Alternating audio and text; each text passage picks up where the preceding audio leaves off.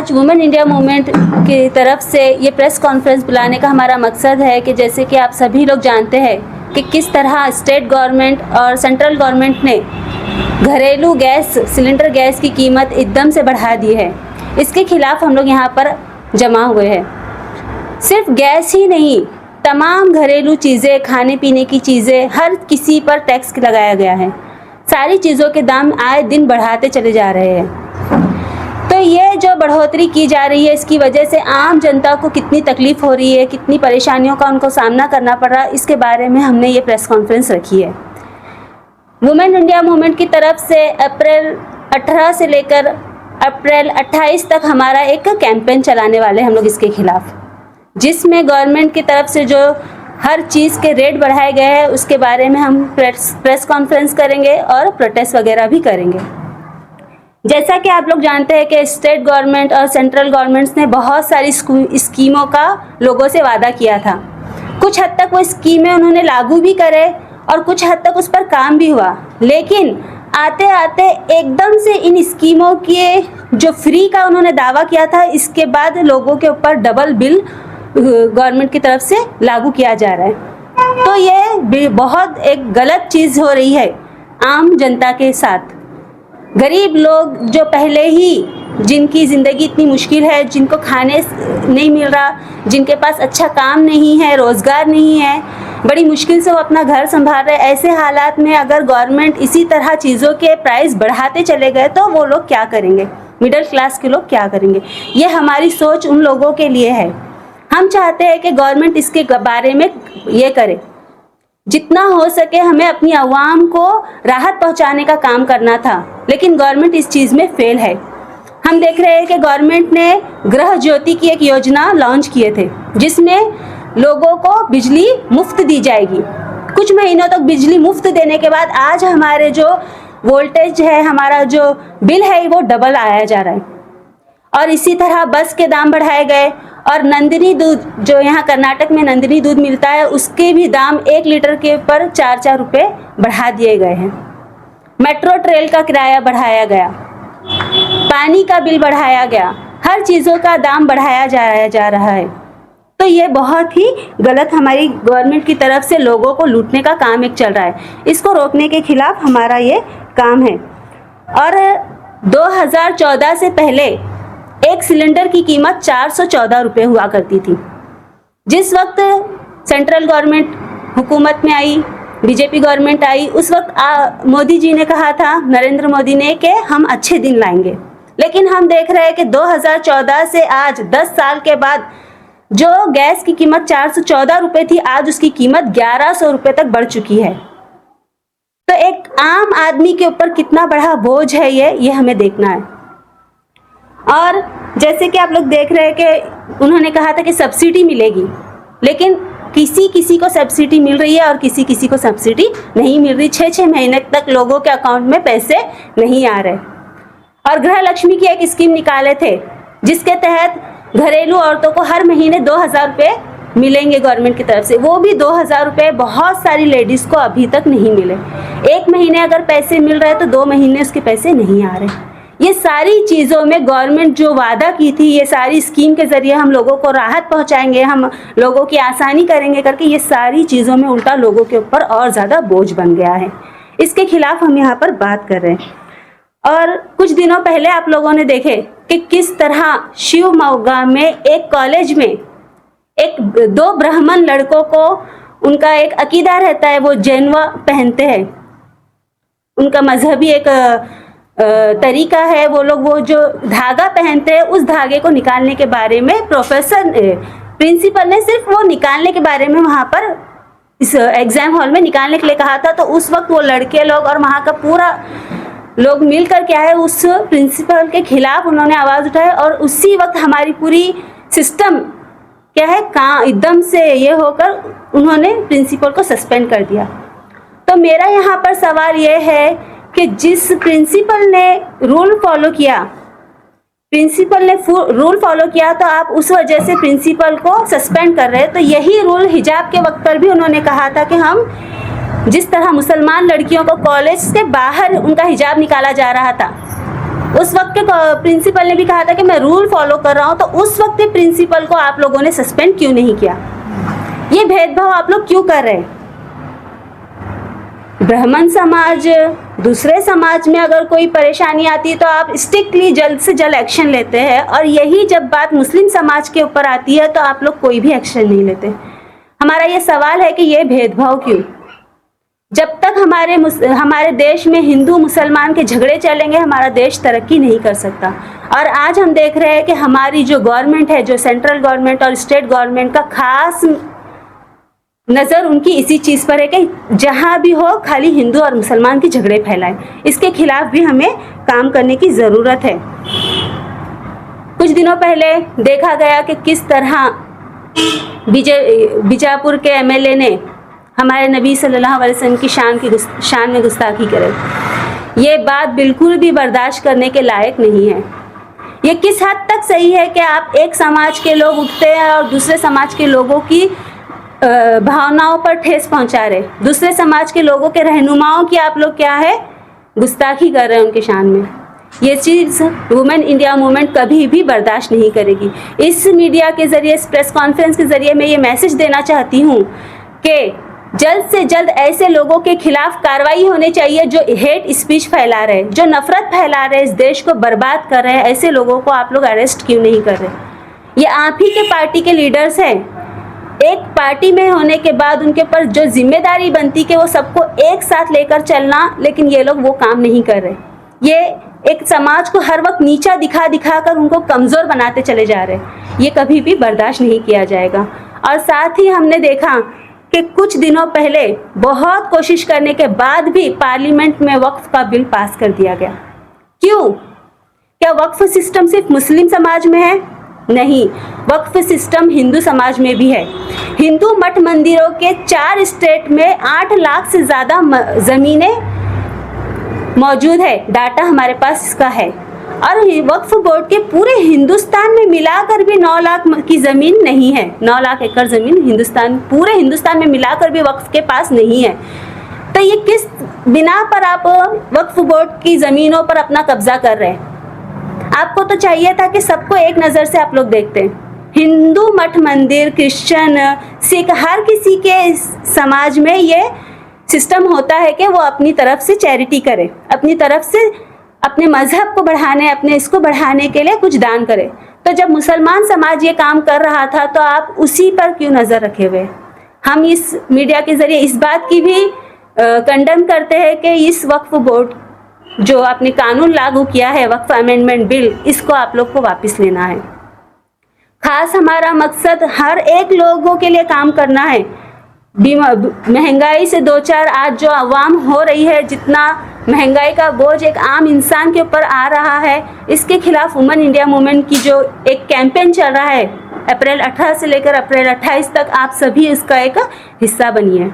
Women India movement जिसके खिलाफ आवाज़ उठा रही सर, जो दिन ब दिन महंगाई बढ़ाते जा रहे हैं, हर चीज़ पर रेट बढ़ते जा रहा है, इसके खिलाफ हम आवाज़ उठा रहे हैं। और दिन ब दिन ऐसा रेट बढ़ाते गए तो गरीबों के ऊपर बहुत तकलीफ होगी। क्यों बोले तो गरीब 100-50 रुपये के वास्ते दिन भर मेहनत करके, धूप नहीं छोड़ने, उन्होंने 100 रुपये 50 रुपये के वास्ते मेहनत करते रहते हैं। दिन ब दिन दूध का रेट, पानी का रेट, बिजली का रेट और क्या ये बाकी के जो भी हैं चीज़ें, इसके ऊपर रेट बढ़ाते गए तो कैसा चलने वाला? नहीं चलेगा। इसके लिए सर ये इसके खिलाफ हमें आवाज़ उठा रहे हैं। ये इसके जो बीजेपी गवर्नमेंट है, जो कांग्रेस सरकार है, ये क्या कर रहे हैं? सब लोगों के ऊपर ये प्रेशर डाले सरकार हो रहा है ना, तो नहीं चलने वाला। हम इसके खिलाफ आवाज़ उठाने वाले। आज हमारा मीडिया में बात करने का मकसद है, अफसोस की बात है, माहौल में बिगाड़, नफरत पैदा करने वाले जलील इंसान बीजापुर में एमएलए बसनगौड़ा पाटिल, जिसको खुद अपनी ही बीजेपी पार्टी से निकाला गया, ऐसा जलील इंसान इसके बावजूद भी हुबली के एक प्रोग्राम के स्पीच में हमारे नबी सल्लल्लाहु अलैहि वसल्लम की शान में गुस्ताखी की। हम हर जख्म और तकलीफ को बर्दाश्त करते हैं, लेकिन हुजूर सल्लल्लाहु अलैहि वसल्लम की शान में गुस्ताखी बर्दाश्त नहीं करते। लेकिन हुजूर सल्लल्लाहु अलैहि वसल्लम आज के ज़माने में 14 साल के ज़माने में मोहब्बत थी, इस वजह से हमारी मोहब्बत ज्यादा होने की वजह से क्या है, हमें एक कंडम कर रहे हैं। दुनिया का हर जुल्म उम्मत सह रही है, इसके बावजूद भी आज बहुत से लोग हम खामोश हैं, लेकिन हम खामोश नहीं रहेंगे। इसके खिलाफ आवाज उठाना, हर जुल्म के खिलाफ लड़ने के लिए खड़े हैं। दूसरों मजहब के रहनुमाओं को बुरा भला बोलकर माहौल खराब करने, बिगाड़ने के लिए नफरत अंगेज तकारीर और झूठ बोलकर गुमराह करते हैं। नफरत डालने, समाज में बिगाड़ डालने वाले ऐसे लोगों को अदालत और पुलिस की कार्रवाई नहीं करने की वजह से लोग खुलेआम तकरीर कर रहे हैं। इससे न देश का न देश के अवाम का फायदा नहीं होगा। हम अदालतों को और पुलिस से ये मैसेज देते हैं, आप ऐसी उम्मीदवारी अपनी जिम्मेदारी निभाएंगे तो देश का और अवाम का फायदा होगा।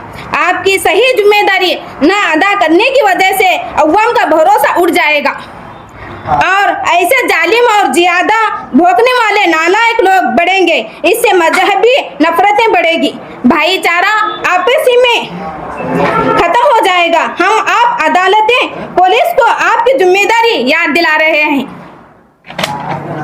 आप ईमानदारी से काम कानून के मुताबिक ऐसे नालायक और जलील लोगों को जेल में डालें और समाज को अवाम और देश को भरोसा दिलाएं। अगर आप ऐसे लोगों को खिलाफ कानून का कार्रवाई करेंगे तो हम भी आप लोगों की इज्जत की नजर से देखेंगे, नहीं तो आप में ऐसे जालिम और जलील लोगों में कोई फर्क नहीं होगा। हम देश में बहुत सारे पुलिस वालों को देखकर खुशी होती है। ये लोग ईमानदारी से कानून के मुताबिक अपनी जिम्मेदारी अदा करते हैं। वो आम शहरी में और सियासतदान में, एमएलए, एमपी और आम शहरी में देखकर काम करने नहीं करते, डर कर रिश्वत लेकर गुलामी चापलूसी में नहीं आते। कानून के मुताबिक आप भी ऐसा काम करें। और बसवंत गौड़ा पाटिल को अरेस्ट करना है। दोबारा इस्लाम और कोई मजहब हमारे नबी सल्लल्लाहु अलैहि वसल्लम के गलत के बोलने के बारे में यह सोचना भी गलत है। अभी आपने बताया कि यहाँ के शासक ने जो आपके प्रभारी पर जो उन्होंने टिके किए हैं, कहीं ना कहीं 15 से 15 दिन हो गए आज को। आज आप प्रश्न उत्तर ला रहे हैं, आज इसका आप विचार कर रहे हैं, क्या बात क्या है, इतनी देर क्यों हुई? जी सही कहा आपने कि कुछ देर के बाद हम लोग प्रेस कॉन्फ्रेंस बुला रहे हैं। जैसे कि ये प्राइस हाई बहुत दिनों से हो गया था, लेकिन कुछ मसले थे जिस वजह से हमने प्रेस कॉन्फ्रेंस बुलाने में हमें देर हुई। लेकिन इसके खिलाफ हम आवाज़ उसी दिन उठाए थे। मैंगलोर में हमारी एक बड़ी प्रेस कॉन्फ्रेंस उसी दिन रिलीज़ हो चुकी थी, पर बीजापुर में प्रेस कॉन्फ्रेंस बुलाने में हमें थोड़ा देर हुई। क्यों अभी तक उन पर कोई यहाँ पर एफआईआर दर्ज किया जाता है? हाँ जी, वो इसी बारे में तो हम लोग भी सवाल कर रहे हैं गवर्नमेंट से कि अगर आप लोग ऐसे लोगों को खुला छोड़ेंगे तो ये लोग दिन ब दिन ऐसी हरकतें करते चले जाएंगे। और ये हेट स्पीच आपने देखा होगा कि कभी भी हेट स्पीच खास टारगेट करके इस्लाम के ऊपर, हमारे प्यारे नबी सल्लल्लाहु अलैहि वसल्लम के ऊपर ही की जा रही है। दूसरे मजहब या दूसरे किसी इस पर हेट स्पीच नहीं की जा रही। तो क्यों ये आप लोग ऐसा कर रहे हैं? हम खामोश हैं इसलिए आप हमारी खामोशी का फ़ायदा उठा रहे हैं क्या? बीजापुर में यहाँ से एफआईआर दर्ज करने देर हुई हम मानते हैं, लेकिन हमारी एसडीपीआई की पूरी टीम और भी बहुत सारे जो लोग इसके पीछे काम कर रहे हैं, वो लोग पूरी कोशिश में है कि जल्द से जल्द इस इंसान को अरेस्ट करना ज़रूरी है। एक पार्टी में होने के बाद, एक बड़े मकाम पे होने के बाद बीजापुर का एमएलए अगर ये काम करेगा, ऐसी शर्मनाक हरकत करेगा, तो बाकी कोई भी कर सकता। इसके खिलाफ आवाज़ उठाना, इसके खिलाफ सख्त कार्रवाई करना, अरेस्ट करना, उनको सज़ा भी देना चाहिए, क्योंकि नफ़रत फैलाना एक बहुत बड़ा जुर्म है। पूरे देश को नफ़रत बर्बाद करके रख देती। इसके लिए हम लोग यहाँ पर जमा हुए कि जल्द से जल्द एक कार्रवाई की जाए इनके ऊपर। 15 दिन हो गए अभी तक कुछ भी कार्रवाई नहीं। जी बहुत अफसोस की बात है, बहुत शर्म की बात है। हमारी गवर्नमेंट को किसी भी चीज़ में जैसे लग रहा है कि इंटरेस्ट नहीं है। एफआईआर हो जाती है, सब कुछ हो जाता है, जो भी चीज़ें हो जाती है उस 15-15, 20-20 दिन चले जाते हैं, लेकिन इसके खिलाफ कोई एक्शन नहीं लिया जाता।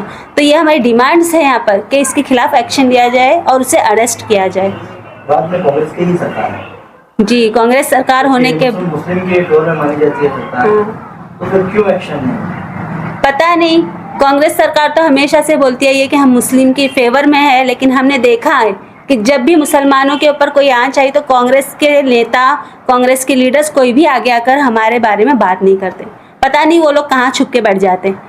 इतना दिन हो जाता कोई हादसा होकर और उनकी तरफ से कोई भी कार्रवाई नहीं की जाती। कांग्रेस का राज चलने के बावजूद ये हाल है, तो हम सोच सकते हैं कि कांग्रेस और बीजेपी में कोई भी फर्क नहीं है। आपकी विंग की तरफ से तो अभी तक कोई प्रदर्शन नहीं किया है इस विषय को लेकर? हाँ जी, थोड़ा परेशानियां थी जिस वजह से हमने नहीं कर पाए, लेकिन हमारे एसडीपीआई की तरफ से और दूसरे लोगों की तरफ से इसके बारे में बहुत ज़्यादा काम चल रहा है। हम लोग ग्राउंड लेवल पर डोर टू डोर जाकर और ऐसे कॉर्नर मीट्स वगैरह करके इसके बारे में हमने चर्चा की, काम किया, लेकिन एक बड़े लेवल पर इंशाल्लाह हमारा एक प्रोटेस्ट होने वाला है जिसकी तैयारी में हम सब लगे हुए हैं। अभी आपने बताया कि शुभोगा में वो जो जनवार को लेकर एक विषय हुआ, हाँ, और हिसाब पर उसमें क्या कंपेरिजन है? उस पर कंपैरिजन मतलब ये है कि वो भी अपने रिलीजन को फॉलो कर रहे थे, तो जब वहाँ पर ऐसा हुआ तो सडनली प्रिंसिपल को सस्पेंड किया। हालांकि वो जनवा निकाले भी नहीं और ना कट करे, गलत न्यूज़ उठाई गई थी, सिर्फ निकालने बोलने की वजह से प्रिंसिपल को सस्पेंड कर दिया गया। तो हम भी हिजाब पहनकर अपना रिलीजन फॉलो कर रहे थे, लेकिन उस वक्त लड़कियों को गेट के बाहर से हिजाब निकालने पर मजबूर किया गया और उन्हें एग्जाम हॉल में एंटर नहीं कर रहे थे। मजबूरी में लड़कियां गेट के बाहर अपना हिजाब निकाल कर गेट के अंदर गए। तो ये इस वक्त जब हिजाब का मसला था तो उस वक्त हमारी जो गवर्नमेंट है उस वक्त क्यों वो एक्शन में नहीं आए, उस वक्त क्यों उन्होंने प्रिंसिपल को सस्पेंड नहीं किया या फिर कोई दूसरा उसका हल क्यों नहीं निकाले। एक जवान लड़की अपना हिजाब निकाल कर जब जाती है तो कितना शर्म महसूस होती, तो ये उस वक्त क्यों नहीं उन्होंने लागू करे। एक मामूली नहीं है, ये भी उनका एक रिलीजन है, उनकी एक अकीदा है कि वो लोग धागा पहनते हैं। वो धागा निकाले भी नहीं तो भी सिर्फ बोलने की वजह से सस्पेंड कर रहे हैं आप लोग। तो जब पूरा बुर्का एक और लड़की का निकल गया उस वक्त भी आप लोगों ने कोई एक्शन नहीं लिए। तो मैं ये बात कह रही हूँ, हर किसी को अपने मजहब के तरीके पे चलने की आज़ादी है, अपने मजहब को फॉलो करने की आज़ादी है। उनका मजहब गलत है ये मैं नहीं कह रही, या फिर उनका कुछ ये है, पर हमने जब अपने मजहब को फॉलो किया तो हमारे साथ ऐसा क्यों किया गया, ये भेदभाव हमारे साथ क्यों किया गया। इसको लेकर क्या आपका कदम होगा?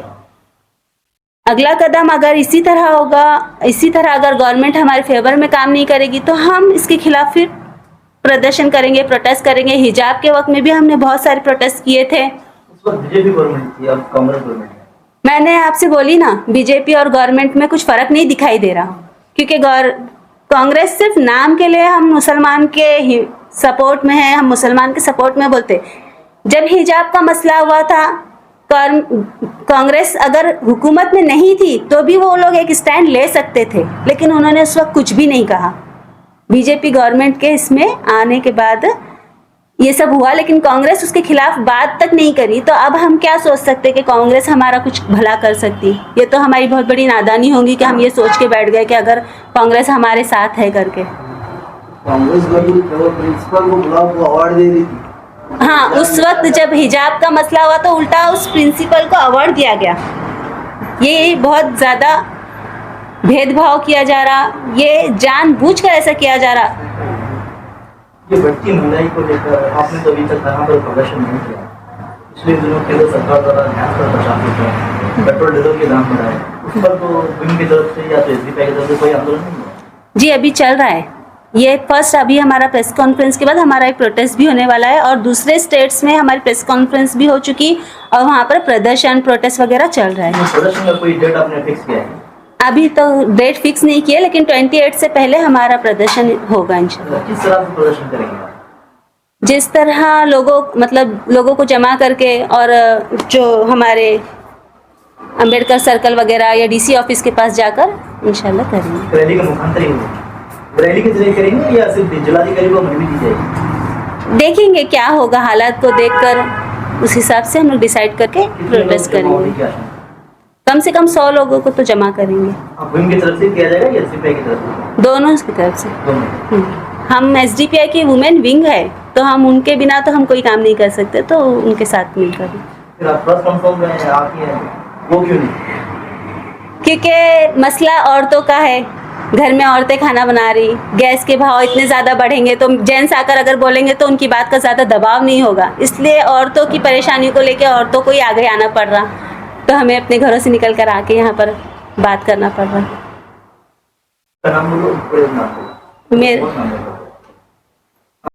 और नए न्यूज़ों के लिए देखते रहिए अपना चैनल TV22 न्यूज़। लाइक करें, शेयर करें, सब्सक्राइब करें और बेल आइकन बटन दबाना ना भूलें।